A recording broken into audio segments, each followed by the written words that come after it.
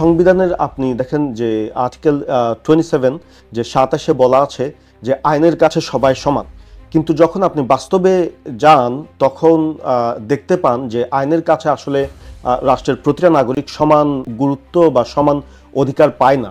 আলেম ওলামা মাশায়েখরা এবং ইসলামিক অ্যাক্টিভিস্টরা কোনো ধরনের সুনির্দিষ্ট অভিযোগ ছাড়াই দিনের পর দিন আপনার গুমের শিকার হয়েছে, দিনের পর দিন আপনার নির্যাতনের শিকার হয়েছে। তো এই যে পুঁজিপতিদেরকে সন্তুষ্ট রাখতে যদি আপনি যান, অবভিয়াসলি যারা পুঁজিহীন, সেটা সমাজের বৃহত্তর জনগোষ্ঠী, তাদের অধিকার ভায়োলেট হবে। আপনার খিলাফত রাষ্ট্রে হেড অফ দ্য স্টেট বা খলিফা সকল নাগরিকের জন্য, সকল নাগরিকের অধিকার আদায় করার জন্য দায়বদ্ধ। কোনোভাবেই খলিফা কোনো নাগরিক মর্যাদা এবং যে দায়বদ্ধতা সেটা আদায় না করে কোনোভাবেই এটাকে ফাঁকি দেওয়া যাবে না, যেহেতু এটা আল্লাহ সুবহানাহু ওয়া তাআলা কর্তৃক প্রদত্ত দায়িত্ব।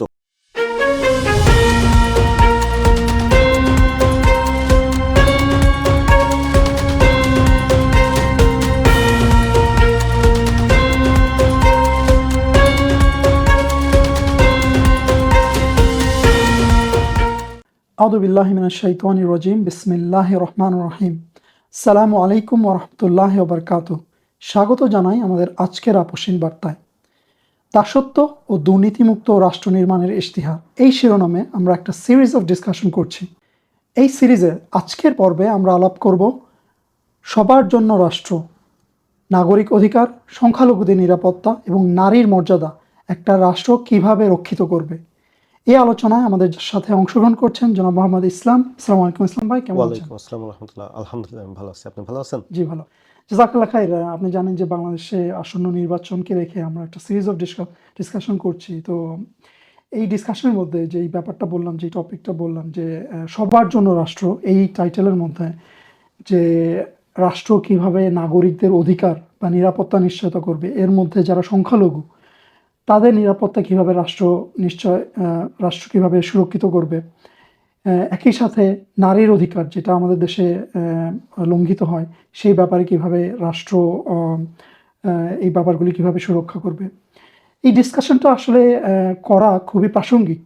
কেননা আপনি জানেন যে সম্প্রতি আমাদের দেশে আমরা দেখলাম যে কয়েক সপ্তাহ আগে ওসমান হাদিকে কিভাবে হত্যা করা হয়েছে। আমাদের হিস্টোরিক্যালি আপনার স্বাধীনতার পর থেকে বিভিন্ন সময়, বিভিন্ন অজুহাতে, বিভিন্ন সিচুয়েশনে আমাদের দেশের মানুষের যে নাগরিক অধিকার এটা কীভাবে লঙ্ঘিত করা হয়েছে। এবং একই সাথে সম্প্রতি আমরা দেখতে পাইছি যে একজন দীপুচন্দ্র দাস নামে একজন বাংলাদেশি হিন্দু নাগরিককে কিভাবে হত্যা করা হয়েছে। একইভাবে আমরা জানি যে অনেক ঘটনার মধ্যে কিভাবে বাংলাদেশের নারী অধিকার কিভাবে লঙ্ঘিত হয়। সো আমি বলতেছি এই আসন্ন নির্বাচনকে রেখে অনেক রাজনৈতিক দলগুলি অনেক ধরনের প্রতিশ্রুতি দিচ্ছে। এই সময়ে এই ডিসকাশনগুলি হওয়া জরুরি, কারণ আমাদের দেশের মানুষের চিন্তাভাবনা আসা দরকার যে কিভাবে রাষ্ট্র এই ব্যাপারগুলি সুনিশ্চিত করবে।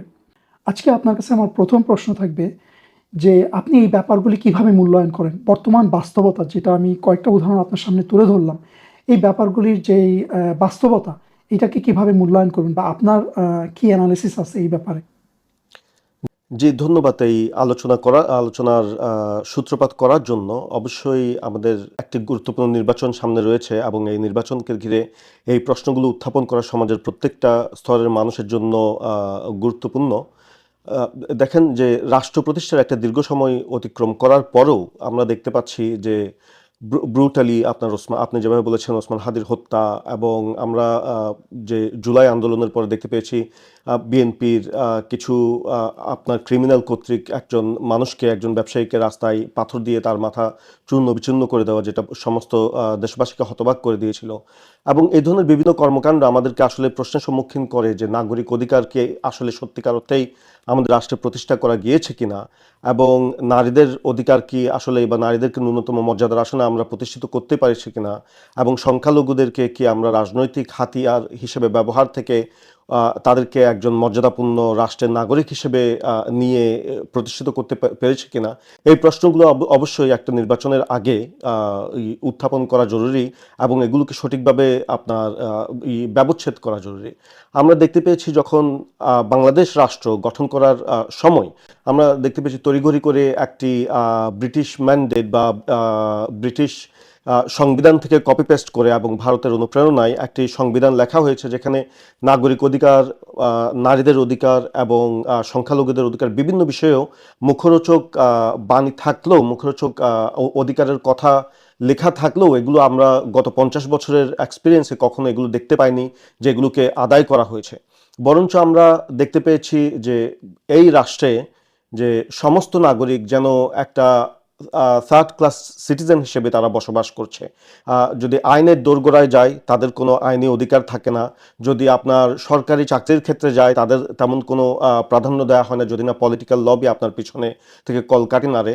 এবং নারীদেরকে দেখতে পেয়েছি আমরা দুইজন প্রধানমন্ত্রী নারী হওয়ার পরেও, ইভেন আপনার এই জুলাই বিপ্লবের পরে আমরা দেখতে পেয়েছি কুমিল্লায় একজন নারীকে পলিটিক্যাল লিডার কর্তৃক আপনার ধর্ষণের শিকার হতে হয়েছে এবং সেই ভিডিও সোশ্যাল মিডিয়াতে আগুনের মতো ছড়িয়ে পড়েছে।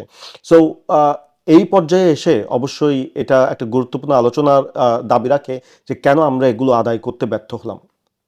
দেখেন, আপনি যদি দেখেন বাংলাদেশে একটি সংবিধান রয়েছে এবং রাজনৈতিক ব্যক্তিত্বরা এবং চিন্তাবিদরা দাবি করে থাকেন যে সেই সংবিধান অনুযায়ী বাংলাদেশ চলার কথা।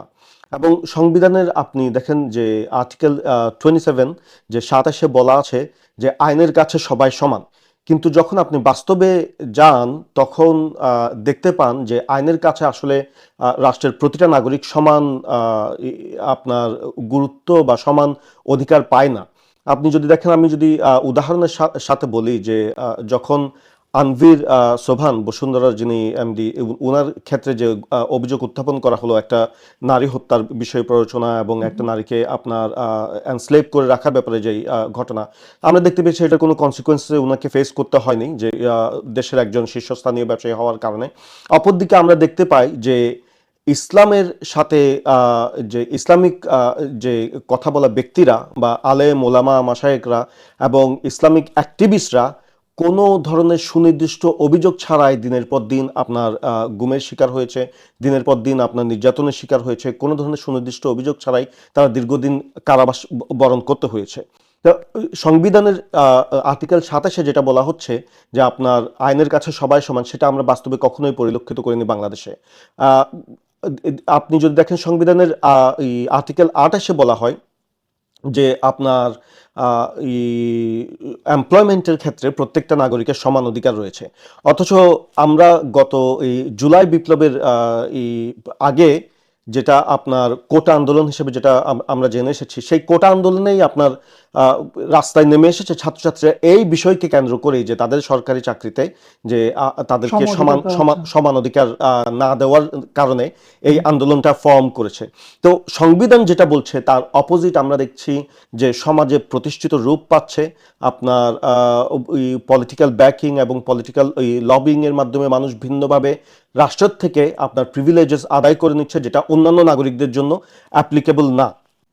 দেখুন, আর্টিকেল 28-এর ভিত্তিতে ওইখানে বলা হয় যে মানে ধর্মের ভিত্তিতে কাউকে ডিসক্রিমিনেশন করা হবে না, কিন্তু আমরা হাসিনা আমলে যে একটা অনেক বড় অভিযোগ ছিল যে আপনার হিন্দুদেরকে আপনার বিভিন্ন জবের ক্ষেত্রে বিভিন্ন উচ্চ পদস্থ জায়গাগুলো তাদেরকে দেওয়া হচ্ছে এবং মুসলিমদেরকে তাদের ধর্মের বেসিসে, যদিও মুসলিম সংখ্যাগরিষ্ঠ দেশে, ধর্মের বেসিসে তাদের সাথে ডিসক্রিমিনেশন করা হচ্ছে এবং সরকারি জবগুলোতে তাদেরকে কোনো অধিকার দেওয়া হচ্ছে না। সো এগুলো এই ধরনের কন্ট্রাডিকশন সমাজে বিদ্যমান, এই জন্যই এই প্রশ্নগুলো উত্থাপন করা লাগে যে আসলে নাগরিককে তার অধিকার কি, সংখ্যালঘুকে তার অধিকার কি, নারীকে কিভাবে সমাজ মূল্যায়ন করে, সেই জন্য এই আলোচনার সূত্রপাত। অন্যান্য দিকে আপনি দেখেন যে আমরা ইভেন এটাও মীমাংসা করতে পারিনি যে পাকিস্তান আমলে আটকে পড়া বিহারিরা আসলে তারা কি পাকিস্তানি নাকি বাংলাদেশি, এই গুরুত্বপূর্ণ যে প্রশ্নের এখনো আমরা মীমাংসা করতে পারিনি তারা আসলে কোন দেশি, এবং তাদেরকে মানবেতর জীবনযাপন করতে হচ্ছে ক্যাম্পের মধ্যে, এবং তাদের ইয়াং জেনারেশন বিভিন্ন ক্রাইম এবং ড্রাগ এসব অপরাধ জগতের সাথে জড়িয়ে পড়ছে এই হতাশাগ্রস্ত হয়ে, যেহেতু তাদের কোনো আপনার সেই নাগরিক সুবিধার অভাবে। জি, নাগরিক সুবিধা এবং সেলফ রিকগনিশন যে আমরা কে, এই প্রশ্নেরও আপনার কোনো রাষ্ট্র মীমাংসা করতে পারে না একটা বড় একটা জনগোষ্ঠীর জন্য। আপনি যদি দেখেন রোহিঙ্গাদেরকে আটকে রাখা হয়েছে ভাষাঞ্চলে, যে আপনার বছরের পর বছর তাদেরকে নিয়ে কি করা হবে, রাষ্ট্রের তরফ থেকে কি পদক্ষেপ নেওয়া হয়েছে যে আপনার তাদেরকে ফেরত দিলে কিভাবে দেয়া হবে, সেই ইনিশিয়েটিভ কি নেওয়া হয়েছে কিনা, বা তাদেরকে কতদিন ধরে রাখা হবে, রাখা হলে কি নাগরিকের মর্যাদা দেওয়া হবে কিনা, এইসব প্রশ্নের আমরা এখনো কোনো সমাধান করতে পারিনি। রাষ্ট্রের প্রতিষ্ঠার এত বছর পরেও আমরা দেখেন যে এখনো এই ডিসকাশন করে যাচ্ছি, পাহাড়িরা কি আদিবাসী নাকি তারা বাংলাদেশি নাকি পাহাড়ি, যে তাদের আসলে পরিচয় কি, তাদেরকে কিভাবে রিকগনাইজ করা হবে। এবং এই সব যে আপনার কনফিউশন থেকে সৃষ্টি হচ্ছে, পাহাড়কে অশান্ত করা হচ্ছে, যেহেতু তাদের আইডেন্টিটি ক্রাইসিস থেকে অন্যান্য আপনার বৃহত্তর গোষ্ঠী এই সুযোগ সুবিধা নিচ্ছে, এবং পাহাড়কে অশান্ত করা হচ্ছে, এবং রাষ্ট্রের সাথে একটা দ্বান্দ্বিক পর্যায়ে তাদেরকে নিয়ে যাওয়া হচ্ছে, যেখানে আমরা দেখতে পাচ্ছি পাহাড়ে আপনার আর্মি ক্যাম্প স্থাপন করার প্রয়োজন পড়ছে এবং প্রতিনিয়ত টহল দেওয়ার প্রয়োজন পড়ছে। এখান থেকে দেখেন এই উদাহরণগুলো থেকে বোঝা যায় যে রাষ্ট্রে আসলে নাগরিক কারা, সেগুলো এখনো এই রাষ্ট্র ডিফাইন করতে পারেনি, এবং তাদের অধিকার কিভাবে আদায় করা হবে সেগুলোও আপনার সুনিশ্চিত করতে পারেনি। অপরদিকে আমি যদি আপনাকে আর কিছু উদাহরণ দিই যে আপনার রাষ্ট্র নাগরিককে কিভাবে দেখছে, যদি দেখেন যে আপনি যদি বাংলাদেশের কোনো সরকারি অফিসে যদি পাসপোর্ট বানাতে যান, বা যদি ড্রাইভিং লাইসেন্স করতে যান, বা জন্ম মৃত্যুর সনদ নিতে যান, আমরা দেখি যে রাষ্ট্র যে আপনাকে একটা ভোগান্তির ভিতর দিয়ে নিয়ে যাচ্ছে। আপনাকে হয় আপনার আর্থিক ক্ষতির সম্মুখীন করছে, অথবা হয়রানির সম্মুখীন করছে, বিভিন্নভাবে আপনার সাথে এমনভাবে ট্রিট করছে যেন আপনি এই রাষ্ট্রের নাগরিক না, বরঞ্চ যারা সরকারি অফিসে বা আমলারা রয়েছেন বা কর্মকর্তারা রয়েছেন, তারা এক ধরনের রাজাগোত্রীয় লোক, এবং জনগণ একটা প্রজাগোত্রীয় লোক, এবং তাদেরকে এইভাবে ট্রিট করা হবে। এবং আমরা দেখেছি ইভেন রাষ্ট্রের নাগরিকের কোনো ন্যূনতম মূল্যবোধ বা কোনো ন্যূনতম আপনার অধিকার বলতে কোনো ধরনের কিচ্ছু রাষ্ট্র প্রতিষ্ঠা করতে পারে না। আপনি যদি দেখেন যে বিভিন্ন আপনার এই প্রধান শহরগুলোতে যে ট্রাফিক জ্যামের কারণে মানুষের ঘন্টার পর ঘন্টা শ্রম ঘন্টা আপনার ব্যয় হচ্ছে, নষ্ট হচ্ছে, সে ব্যাপারে রাষ্ট্রের কোনো ভ্রুক্ষেপ নেই। অথচ এই বিষয়গুলো যে কোনো ধরনের আপনার উন্নত সুযোগ সুবিধা নিয়ে আপনার খুব দ্রুতই সমাধান করা সম্ভব, কিন্তু রাষ্ট্রের সে ব্যাপারে কোনো চিন্তা নেই। রাষ্ট্রের ধরেন যে কোনো ধরনের স্থাপনা নির্মাণ করা হচ্ছে, ওইখানে কোনো রক্ষণাবেক্ষণ নেই, কোনো ধরনের তদারকি নেই, রাষ্ট্রের ব্রিজের আপনার নাট বল্টু খুলে পড়ে রাষ্ট্রের নাগরিক মারা যাচ্ছে, রাষ্ট্রের কোনো ভ্রুক্ষেপ নেই। তো রাষ্ট্র আপনাকে সিটিজেন হিসেবে কিভাবে দেখছে সেটাও এখানে প্রতিষ্ঠিত হয়, যে রাষ্ট্র আপনাকে আসলে ওই রাষ্ট্রের একজন মর্যাদাবান বা গুরুত্বপূর্ণ নাগরিক হিসেবে দেখে না, বরঞ্চ আপনাকে একজন তৃতীয় শ্রেণীর নাগরিক হিসেবে দেখে। অপরদিকে আপনি যদি দেখেন, এখন তারেক রহমান লন্ডন থেকে গিয়ে একটা বিষয় খুবই আলোচনা হচ্ছে, যে ওনার এনআইডি কার্ড সাথে সাথে উনি যে একদিনের ভিতর যে ওনাকে রাষ্ট্র বানিয়ে দিচ্ছে, তাহলে কি রাষ্ট্রের সেই সক্ষমতা রয়েছে মানুষকে সেই সার্ভিস দেওয়ার? কিন্তু রাষ্ট্র সব নাগরিককে একইভাবে ট্রিট করে না, যে স্বাধীনতার এত বছর পর এসেও এই বিষয়গুলোকে রাষ্ট্র সুনিশ্চিতভাবে আদায় করতে পারছে না, এই অধিকারগুলোকে। আরেকটা বিষয় দেখেন, আমরা এখানে কথা বলছি যে সংখ্যালঘু এবং নারীর ক্ষেত্রে, এই এই দুটো বিষয়েই আপনার বাংলাদেশ রাষ্ট্র প্রতিষ্ঠার পর থেকে আমরা দেখে এসেছি যে রাজনৈতিক দলগুলো বিভিন্নভাবে তাদেরকে ব্যবহার করে এসেছে, সে সংখ্যালঘু গোত্র হোক বা আপনার নারীদের বিষয় হোক। তাদের রাজনৈতিক সুবিধার জন্য, ভোট ব্যাংকের জন্য, তাদের আপনার বিভিন্ন রকম ভয়ভীতি দেখিয়ে আপনার সংখ্যালঘুদেরকে যে কোনো একটা ওই যে আমরা দেখেছি আওয়ামী লীগ আমলে যে তারা সবসময় জুজুর ভয় দেখাতো, যে মানে আওয়ামী লীগ ছাড়া অন্য কেউ আসলেই যে হিন্দুরা আপনার অনিরাপদ থাকবে বা হিন্দুদের অধিকার কোনোভাবেই দেওয়া যাবে না। এবং এখন দেখতে পাচ্ছি আমরা, যখন ওই আওয়ামী লীগ যাওয়ার পর যে বিভিন্ন সংখ্যালঘু গোষ্ঠীকে বিভিন্নভাবে অন্যায়ভাবে আক্রমণ করা হয়েছে বিভিন্ন জায়গায়। তো রাষ্ট্র যে এই যে পলিটিক্যাল আসপেক্ট থেকে যে সংখ্যালঘুকে বিভিন্নভাবে নির্যাতনের শিকার হতে হচ্ছে, সেটা ওই আওয়ামী লীগ বলে আপনার তাদেরকে অ্যাবিউজ করার মাধ্যমে আমরা দেখতে পেয়েছি আওয়ামী লীগের অনেক মন্ত্রী উপমন্ত্রী আপনার সংখ্যালঘুদের জায়গা জমি দখল করে নিয়েছে এবং তাদেরকে বাড়িঘর ছাড়া করেছে। এবং নারীদের বিষয়টাকেও আপনার বিভিন্নভাবে পলিটিসাইজ করেছে রাষ্ট্র, যে ইভেন দো আমরা আগে বলেছি যে নারী প্রধানমন্ত্রী থাকা সত্ত্বেও বাংলাদেশে নারীরা বিভিন্নভাবে নির্যাতনের শিকার হয়েছে এবং সামাজিকভাবে আপনার অপদস্থের শিকার হয়েছে বিভিন্ন জায়গায়, যেটা আমরা দেখতে পেয়েছি যে এখনো পর্যন্ত যে নারীরা রাজনৈতিক নেতাদের কাছ থেকে বিভিন্ন ধরনের হয়রানির শিকার হয়ে যাচ্ছে, এবং কর্মক্ষেত্রে বলেন বা অন্যান্য জায়গায় বলেন, তারা বিভিন্নভাবে আপনার যে অপদস্থ লাঞ্ছনার শিকার হয়ে যাচ্ছে। আপনি গার্মেন্টস বলেন, তাদেরকে সেই মজুরি দেওয়া হচ্ছে না, এবং অন্যান্য জায়গায় তারা যে মর্যাদার সাথে কাজ করার কথা ছিল সেই মর্যাদাপূর্ণ পরিবেশ তাদেরকে দেওয়া হচ্ছে না। সো এই বিষয়গুলো আসলে ওই রাষ্ট্র প্রতিষ্ঠার পরে, যেটা আমরা শুরুতে বলছিলাম, যে এগুলো গভীরভাবে আলোচনা না করার কারণে যে এই বিষয়গুলো এখনো আমাদের মাঝে কনফিউশনের জায়গা রয়ে গিয়েছে। কিভাবে এই বিষয়গুলোকে সমাজে একটা মর্যাদাপূর্ণ জায়গায় নিয়ে যাবে বা এই অধিকারগুলোকে আদায় করা হবে, সেই অধিকারগুলোকে কখনো আলোচনা করা হয়নি বা আলোচনার টেবিলে নিয়ে আসা হয়নি।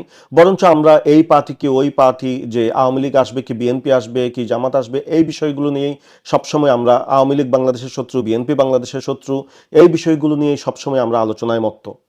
আচ্ছা ইসলাম ভাই, এই বিষয়ে আপনি বললেন যে আমাদের রাষ্ট্রের ইনসেপশনের সময় যখন রাষ্ট্রের জন্ম হয়েছিল তখন হয়তো সাংবিধানিকভাবে আমরা ডিফাইন করতে পারি না যে কে নাগরিক কে নাগরিক না, কে উপজাতি কে বাঙালি, বা এই ধরনের ব্যাপারগুলি আমরা প্রপারলি ডিফাইন করতে পারি নাই। বাট সময়ের সাথে সাথে আমরা দেখতে পাচ্ছি যে পার্লামেন্টে নারীদের জন্য রিজার্ভ সিট দেওয়া হয়েছে বিভিন্ন শিক্ষা প্রতিষ্ঠানে এবং চাকরির ক্ষেত্রে। উপজাতি বা পাহাড়ি যারা, তাদের জন্য পজিশন রিজার্ভ করা হয়েছে। অনেক শিক্ষা প্রতিষ্ঠানে তাদের জন্য স্পেসিফিকভাবে সিট রিজার্ভ রয়েছে।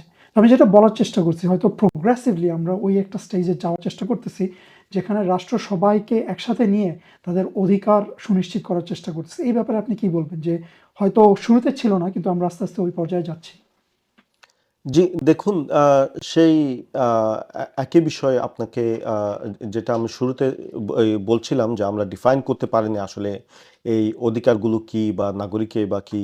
যখন আমরা বুঝতে পেরেছি কিছু দূর যাওয়ার পর যে আমাদের রাষ্ট্রটা কারেক্টলি ফাংশন করছে না, তখন আপনি যেটা বলছেন যে পার্লামেন্টে আপনার নারীদের আসন এবং বিভিন্ন সুযোগ সুবিধা দেওয়ার মাধ্যমে আমরা এটাকে কারেক্ট করার চেষ্টা করছি।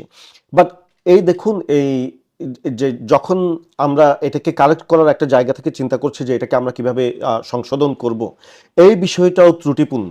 এই যে ধরুন পার্লামেন্টে নারীদের আসন দেওয়া, সেটা কি আমরা নিজেদের চিন্তা ভাবনা থেকে করেছি, নাকি এনজিওদের প্রেসক্রিপশনে, নাকি ঔপনিবেশিক শক্তিদের প্রেসক্রিপশনে আমরা বলেছি যে এইভাবে নারী অধিকার আদায় করতে হয়? আমরা কখনো ভেবে দেখিনি আমাদের জনপদের নারীরা কেমন, তাদের অধিকারগুলো আসলে কি, এবং সেগুলো আমরা কিভাবে পরিপূর্ণভাবে আদায় করতে পারি, সেই সেই কথা আমরা আলাপ করিনি। বরঞ্চ আমরা দেখেছি নারী নির্যাতনের ঘটনা রয়েছে আমাদের অঞ্চলে, এবং আমরা শুনেছি পশ্চিমাদের প্রেসক্রিপশন, বিভিন্ন এনজিওদের মাধ্যমে প্রেসক্রিপশন, ওকে তাহলে পার্লামেন্টে আপনি তাদেরকে একটা নির্দিষ্ট সংখ্যক আসন দিন যেখানে তারা ইলেকশন করবে এবং তারা জিতে এসে তাদের নিজেদের কথা তারা নিজেরা ওইখানে উত্থাপন করবে। বা এটার মাধ্যমে আমরা দেখতে পাচ্ছি কোনো সমাধান হয়নি। এবং আপনি এইভাবে যে পশ্চিমাদের প্রেসক্রিপশন যত সমস্যার সমাধান করতে গিয়েছেন, আমরা দেখতে পাচ্ছি কোনো একটা সমস্যার কোনো আপনার সুনির্দিষ্টভাবে সমাধান করা যায়নি। সো ওই একই কথা আবার বলতে হয় যে আমাদের নিজেদের বসে আমাদেরকে ডিফাইন করতে হবে আসলে আমরা কারা, আমাদের নাগরিক কারা, আমাদের নারীরা আসলে কিরকম, তাদের অধিকারগুলো কিরকম হওয়া উচিত, তাদের বিশ্বাস কি, তাদের চেতনা কি, তাদের ঐতিহ্য কি, তাদের সংস্কৃতি কি। পশ্চিমাদের থেকে একটা কপি পেস্ট সিস্টেম নিয়ে বা তাদের প্রেসক্রিপশন নিয়ে তাদের তাদের কথা অনুযায়ী যে আপনার তাদেরকে শুধুমাত্র পার্লামেন্টে আসন দিলেই আপনার সমস্যার সমাধান হয়ে যাবে, আসলে তো এটা ওয়ার্ক করছে না। সেটা তো লম্বা সময় ধরে আমরা ট্রায়াল এন্ড এরর বেসিসে দেখে এসেছি, কিন্তু সেটা তো ওয়ার্ক করছে না। আচ্ছা ইসলাম ভাই, এই বিষয়ে আপনি যে বাস্তবতাগুলি তুলে ধরলেন, এগুলি আমাদের দেশের প্রেক্ষাপটে অস্বীকার করা এক ধরনের অসম্ভব। এখন আপনার কাছে আমার প্রশ্ন থাকবে যে কি কারণে আমরা এই রিয়ালিটিগুলি দেখতে পাইতেছি, আমাদের যেই নাগরিক মর্যাদা বা নাগরিক অধিকার বা সংখ্যালঘুদের নিরাপত্তা বা নারীর মর্যাদা, কি কারণে এই ব্যাপারগুলি লঙ্ঘিত হইতেছে? জি, দেখুন যে এগুলোর অবভিয়াসলি অনেক গুলো কারণেই রয়েছে আপনার, কিন্তু আপনি যদি সেগুলোকে ক্যাটাগরাইজ করতে যান, প্রথমত আমরা যেটা দেখি সেটা হচ্ছে বাংলাদেশের সংবিধান বলেন, বিচার ব্যবস্থা বলেন, আপনার রাজনৈতিক কাঠামো বলেন, আপনার যে সেটা সংবিধান কারেকশন করার বা বিচার ব্যবস্থা কারেকশন করার যে রেফারেন্স পয়েন্ট বলেন, শিক্ষানীতি বলেন, আপনার নাগরিকদের অধিকার বলেন, সব কিছুই আমরা দেখতে পাই যে ঔপনিবেশিক আমলের যে কাঠামো দ্বারা আমাদেরকে শাসিত করা হয়েছে, সেই কাঠামোর একটা কন্টিনিউশন বাংলাদেশে আমরা বর্তমানে যে দেখতে পাই। ঔপনিবেশিক আমলে যেভাবে আপনার আমাদেরকে আমলারা, যে আপনার একটা প্রভুশ্রেণীয় গোত্র, সেটা আমরা এখনও দেখতে পাই যে সরকারি আমলাদের কর্তৃক এবং বিভিন্ন কর্মকর্তাদের কর্তৃক যে সাধারণ জনগণের দুর্ভোগের কোনো শেষ নেই। এবং আমরা দেখতে পাই যে পলিটিক্যাল ক্লাসের একটা শ্রেণী যে তারা ধরা ছোঁয়ার বাইরে, এবং তাদেরকে কোনোভাবেই আপনি অ্যাকাউন্ট করতে পারবেন না, যদিও থিওরিটিক্যালি সেটা করতে পারার কথা, কিন্তু তাদেরকে আপনি অ্যাকাউন্ট করতে পারেন না। এবং তাদেরকে যদি অ্যাকাউন্ট করতে যান তাহলে তারা আপনার উপর যে দমন নিপীড়ন, যে আপনার স্টিম রোলার আপনার উপর চালিয়ে দেয়, সেটা ওই কলোনিয়াল পিরিয়ড থেকেই আমাদের সাথে যেটা চলে আসছে। তো যদিও আপনার আপনার বাংলাদেশ এই স্বাধীন একটি রাষ্ট্র হিসেবে পরিচালিত হওয়ার কথা, কিন্তু আমরা দেখতে পাই স্ট্রাকচারালি সেটা সেই ঔপনিবেশিক আমলের ব্যবস্থা থেকে কখনোই বাইরে বের হয়ে আসতে পারেনি। আমাদের আইনের ভিত্তি বলেন, যে বিচার ব্যবস্থা, যেখানে আপনার মানুষের বিভিন্ন কনফ্লিক্টের জন্য যে রায়গুলো দেওয়া হচ্ছে, সেগুলোর ভিত্তি হচ্ছে ব্রিটিশ ল, এবং ওইগুলোকে ভিত্তি করে যে আমরা এখনো আমাদের বিচার ব্যবস্থা বলেন, শিক্ষানীতি বলেন, সব কিছুই চালিয়ে যাচ্ছি। তো এই যে আমাদের একটা ফান্ডামেন্টাল প্রবলেম, আমরা নিশ্চয়ই কলোনিয়ালিস্টরা আমাদেরকে একজন মর্যাদাপূর্ণ নাগরিক হিসেবে কনসিডার করে আমাদের জন্য এই আইন এবং আমাদের জন্য এই ব্যবস্থা ক্রিয়েট করেনি তারা। তো আমরা সেই একই অবমূল্যায়নকর আইন এবং রাজনৈতিক ব্যবস্থা, একই সেই ব্যবস্থা টিকিয়ে রেখে আমরা নিশ্চয়ই এখান থেকে অন্য ধরনের কোনো কিছু আশা করতে পারি না। এই জন্যই আমরা দেখতে পাই যে মানে পুলিশরা যখন সাধারণ জনগণের সাথে ডিল করে, তখন তারা অপ্রেসিভ ওয়েতে ডিল করে। যেহেতু সেই কলোনিয়াল লিগেসি তারা একটা চালিয়ে যাচ্ছে।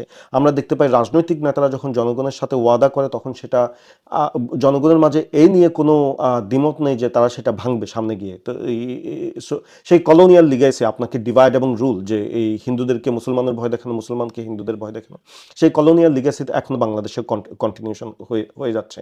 এবং সেই রাজনৈতিক নেতৃত্ব থেকে জনগণকে ধোঁকা দেওয়ার সেই কলোনিয়াল লিগেসি এখনো চলমান। আমরা রিসেন্টলি যেটা ওই নির্বাচনের আগে আমরা দেখতে পাচ্ছি যে বিএনপির মহাসচিব মির্জা ফখরুল যে এর আগে বলেছেন যে ওনারা শরিয়াতে বিশ্বাস করে না, এখন ওনারা বলছেন যে ওনারা কোরআন সুন্নাহর বাইরে কোনো কিছু আইন করবে না। এবং জনগণ এটা সত্যিকার অর্থেই বুঝে যে এটা একটা যে নির্বাচনকালীন একটা যে ধোঁকামূলক একটা কথা, যে তারা আসলে এই ধরনের কোনো কাজ সামনে গিয়ে সেটা কখনোই মেনটেন করবে না, কিন্তু জনগণের কিছু করার উপায় নেই, সেটা হচ্ছে একটা বাস্তবতা। সো একটা কারণ হচ্ছে এই কলোনিয়াল লিগেসি আমরা কন্টিনিউশন করে যাওয়া। আরেকটা কারণ হচ্ছে, দেখেন যে গণতন্ত্রের যে আপনার একটা ফান্ডামেন্টাল বিষয়, যে আপনার সংখ্যাগরিষ্ঠের মতামতকে মূল্য দেয়া। এখন সংখ্যাগরিষ্ঠের মতামতকে যদি আপনি মূল্য দেন, সংখ্যাগরিষ্ঠ যদি আপনার ভোট ব্যাংক হয় এবং তাদেরকে যদি আপনার তোয়াজ করে চলতে হয়, স্বাভাবিকভাবে এখানে সংখ্যালঘিষ্ঠকে বা যারা মাইনরিটি বা আপনার ভোট ব্যাংক না, তো তাদের প্রতি আপনার কোনো দায়বদ্ধতা আপনি আসলে সত্যিকার অর্থে ফিল করেন না, বা তাদের এই যখন কোনো আইন বা বিচার আপনি করতে যান, তখন তাদের প্রতি সেটা অপ্রেসিভ হিসেবে আপনি সমাজে প্রতিষ্ঠিত করেন। সেটা আমরা দেখতে পেয়েছি পাহাড়ের সমস্যা ডিল করার ক্ষেত্রে, সেটা আমরা দেখতে পেয়েছি হিন্দুদের সমস্যা ডিল করার ক্ষেত্রে, সেটা আমরা দেখতে পেয়েছি নারীদের সমস্যা ডিল করার ক্ষেত্রে। রাষ্ট্র কখনোই এগুলোকে সিনসিয়ারলি ডিল করতে পারেনি, কারণ সেই সংখ্যাগরিষ্ঠটা ওই পার্সেন্টেজ থেকে তারা সেই কখনো বের হয়ে আসতে পারেনি সেই রাজনীতি থেকে। তৃতীয়ত দেখুন যে আপনার এই পুঁজিবাদী সমাজ ব্যবস্থা অবভিয়াসলি এই সেকুলার এই পলিটিক্যাল শো আপনার রান করার জন্য প্রচুর পরিমাণ ডোনেশনের আপনার প্রয়োজন হয়, প্রচুর পরিমাণ অর্থের প্রয়োজন হয়। আমরা এই নির্বাচনের প্রাক্কালে আমরা শুনতে পাচ্ছি প্রতিটা সিটের জন্য কোটি কোটি টাকা খরচ করা হচ্ছে। এখান থেকে আপনার প্রার্থীদেরকে নিয়ে আসা হচ্ছে এক পার্টি থেকে অন্য পার্টিতে, এবং কোটি কোটি টাকার এখানে আদান প্রদান করা হচ্ছে, যে একটা সিটের জন্য কে কতটা সিট ছেড়ে দিলে সে কীভাবে আর্থিকভাবে লাভবান হবে, বা সেখানে যদি সে প্রার্থীতা করে তাহলে সে কিভাবে আর্থিকভাবে লাভবান হবে, বা ওই কোর পার্টিকে কত কোটি টাকা দিতে হবে, তারা কত কোটি টাকা ব্যয় করবে, এগুলো সব আমরা দেখতে পাচ্ছি। এখানে কোনো যে হাজার লাখের বিষয় না, কোটি কোটি টাকার ব্যয়ের বিষয় এই নির্বাচনকে ঘিরে আলোচনা হচ্ছে। এবং নির্বাচনের আগে আমরা জানি যে হাজার হাজার টাকা মানুষের মাঝে বিলি করা হয়, যে মানে যাতে ভোটটা ওনার মার্কার উপর দেওয়া হয়। এখন এই সব কিছুকে আপনি মাথায় রেখে তাহলে আপনি প্রশ্ন জাগে যে এই টাকাগুলো আসলে আসে কোথা থেকে, যে এই এত বিশাল অঙ্কের কোটি কোটি টাকা আসলে আসে কোথা থেকে। আমরা জানি যে আপনার কর্পোরেট হাউসগুলো, যা বিভিন্ন বড় ব্যবসায়ীরা আপনার পলিটিক্যাল পার্টিসগুলোকে আপনার এই যে ডোনেশন আকারে দিয়ে থাকে। এবং তারা কেন এই ডোনেশন দেয়? কারণ নির্বাচন পরবর্তী সময়ে যখন তারা সরকার গঠন করবে, রাজনৈতিক দলটি সরকার গঠন করবে, তখন এই কর্পোরেট হাউসগুলো আপনার এর বিনিময়ে, তার ডোনেশনের বিনিময়ে তার যে ট্যাক্স মওকুফ চাই, সে বিভিন্ন ধরনের রাষ্ট্রীয় সুবিধা চায়, সে যদি তার কর্মচারীদেরকে বেতন না দেয় তাহলে রাষ্ট্রের কোনো এখানে দখলদারি চায় না, সে চায় যে সে আপনার এই যে কোনো জায়গায় রাষ্ট্রের কাছ থেকে রাষ্ট্রীয় জায়গা কিনে নিতে পারবে নামমাত্র মূল্যে, যেটা বাজার দর সেটা না। সো এই ধরনের বিভিন্ন সুবিধা সে রাষ্ট্রের কাছ থেকে আদায় করে নেয়, এবং সে কি করে শুধু নির্বাচনকালীন সময়ে যে ওই পলিটিক্যাল পার্টিকে যার সম্ভাবনা বেশি তাকে একটা বিশাল অঙ্কের ডোনেশন দান করে। সো এই যে পুঁজিপতিদেরকে সন্তুষ্ট রাখতে যদি আপনি যান, অবভিয়াসলি যারা পুঁজিহীন, সেটা সমাজের বৃহত্তর জনগোষ্ঠী, তাদের অধিকার ভায়োলেট হবে। এবং আমরা এর আগে বলেছি যে আনভির সোবান, যার ক্ষেত্রে যে আমরা দেখেছি সাধারণ জনগণের অধিকার ভায়োলেট হয়েছে এই আপনার বিজনেসম্যানের কে আপনার প্রিভিলেজ বা তাকে অন্যায় সুবিধা দেওয়ার কারণে। এবং সেটা কে দিয়েছে? সেটা পলিটিক্যাল পার্টি দিয়েছে, এবং এই কারণেই দিয়েছে যেহেতু তাদের নির্বাচন বা রাজনৈতিক কার্যক্রম পরিচালনা করার জন্য তাদের বিশাল একটা অঙ্কের প্রয়োজন হয় ডোনেশন মানি হিসেবে। সো জাস্ট এই ব্যাপারে আপনাকে একটা প্রশ্ন করতে চাই, বা জাস্ট ক্যাভিয়ার দিস ডিসকাশন। দেখেন, বাংলাদেশের নির্বাচন কমিশনে আপনি জানেন কিনা যে তাদের অফিসিয়াল রুলস এই যে আপনার কনস্টিটিউশনে যেখান থেকে আপনি ইলেকশন করতেছেন, যতজন ভোটার আছে আপনি পার হেড অনলি 10 টাকা খরচ করতে পারবেন। যদি আপনার এলাকায় 3 লাখ ভোটার থাকে, তো আপনি ওই 3 লাখ ভোটারের মাথা পিছু 10 টাকা করে স্পেন্ড করতে পারবেন। ধরো আপনি কিভাবে বলতেছেন যে এখানে তারা কোটি কোটি টাকা খরচ করতেছে? জি, দেখুন, এর আগে আমরা যেটা আলোচনা করছিলাম যে বাংলাদেশের সংবিধান বলুন, নির্বাচন কমিশনের রুলস অ্যান্ড রেগুলেশন বলুন, আপনার থিওরিটিক্যালি এগুলো এক, এবং যখন বাস্তবে অ্যাপ্লাই করতে যাই তখন আমরা দেখতে পাই যে সেটা ভিন্ন। আমরা যে ধরেন বিভিন্ন কোয়ালিশনের মধ্যে, যেটা পত্রিকায় নিউজ এসেছে যে বিভিন্ন কোয়ালিশনের মধ্যে যে বিভিন্ন এই রাজনৈতিক দল মিলে যে কোয়ালিশনগুলো গঠন করছে, শুধুমাত্র আপনার ভোটারদের কথা তো বাদ দিন, শুধুমাত্র ওই কোয়ালিশনের ভিতরেই কোটি কোটি টাকার লেনদেন হয়েছে আপনার বিভিন্ন সিট ছেড়ে দেওয়ার জন্য, এবং যে ওই সিটগুলো শুধুমাত্র এদের প্রার্থী ছাড়া অন্য প্রার্থী না করার জন্য বা প্রার্থীকে বসিয়ে দেওয়ার জন্য। So these are the norm. আমরা দেখে এসেছি যে দীর্ঘ সময় ধরে এগুলো বাংলাদেশের নর্ম। নির্বাচন কমিশন বলে আপনি এই যে ওই 10 টাকা ব্যয়ের কথা হচ্ছে, তারা যেই পরিমাণ আপনার বাংলাদেশের দেয়ালে তাদের লিফলেট এবং পোস্টারিং করে, আপনি চিন্তা করুন এই ব্যয় কি সেই 10 টাকার মধ্যে সীমাবদ্ধ? সেই 10 টাকা কখনোই যে কোনো একজন প্রার্থী সেই ব্যয়ের মধ্যে সীমাবদ্ধ না। শুধুমাত্র ইলেকশনের আগের রাতে যে পরিমাণ চা এবং বিস্কিট দোকানগুলোতে খাওয়ানো হয়, এবং যে পরিমাণ ক্যাশ টাকা আমরা এর আগে দেখছি 500 টাকা, 1000 টাকা, 1500 টাকা, 2000 টাকা মানুষকে ইন্ডিভিজুয়ালি মানুষকে দেওয়া হয়েছে শুধুমাত্র ভোট দেওয়ার জন্য আগের দিন, যে আমরা দেখতে পেয়েছি। সো এই যে 10 টাকার বলা, এটাই একটা যে মানে মানুষের সাথে ঠাট্টা করার মতো বিষয়। এই যে 10 টাকার বিষয়টা বলা, এটা মানুষের সাথে একটা ঠাট্টা করার মতো বিষয়, যেন মানুষ কিছুই বুঝে না, কিছুই দেখে না, যে এবং মানুষ বুঝলেও এটা থেকে কিছু করতে পারবে না। সো মূল বিষয়ে আমরা যেটা ডিসকাস করছিলাম যে আপনার যেহেতু এটা একটা বড় অঙ্কের খেলা, এই রাজনৈতিক পরিক্রমাটা বড় অঙ্কের খেলা, তো আপনাকে পুঁজিপতিদের মন রক্ষা করতে গিয়ে বা পুঁজিপতিদের আপনার ওই সুবিধা দিতে গিয়ে আপনি সাধারণ জনগণের অধিকার আদায় করতে পারছেন না। সেটা আমরা এক্সাম্পল দিয়ে বলেছি যে আসলে কি হচ্ছে। তো সাধারণ জনগণ যারা পুঁজিহীন, যাদেরকে আপনি সেই ভোটের আগে কিনেছেন বা কোনোভাবে আপনি ম্যানিপুলেট করেছেন, সে তাদের অধিকারকে আপনার ধরেন আগামী 5 বছর ধরে আপনি ভুলুণ্ঠিত করবেন। এবং সেটাই হওয়ার কারণ পুঁজিপতি যদি কোনো জায়গা দখল করতে চায় যেটা সাধারণ জনগণের, তাহলে রাজনৈতিক খুঁটির জোরে সে এটা করতে পারবে, বা রাজনৈতিক দলের তাদের অ্যাফিলিয়েটেড কোনো লোকও এই কাজটা করতে পারবে, বিকজ ওই অ্যাফিলিয়েশন থেকে রাজনৈতিক দলগুলো বিভিন্ন সুযোগ সুবিধা পায়। সো এটা একটা কারণ যে আপনার যেহেতু এখানে ওই পুঁজিপতিদেরকে আপনার ওই একটা স্পেশাল ক্লাসে রাখা হচ্ছে এই ভোট কেন্দ্রিক বা আপনার নির্বাচন কেন্দ্রিক ব্যবস্থাকে ঘিরে, বা আপনার টোটাল রাজনৈতিক সিস্টেমটার ভিতরে। আরেকটা কারণ দেখুন যে আমাদের এই যে কপি পেস্টের রাজনীতি, আমরা যে এই সেকুলার গণতান্ত্রিক যেই রাজনীতিকে আমরা কপি পেস্ট করেছি, এখানে আমাদের মোরাল বেসিসগুলো বা ফান্ডামেন্টাল মোরাল ফাউন্ডেশনগুলো আমরা নিয়েছি পশ্চিমের থেকে আপনার ধার করে।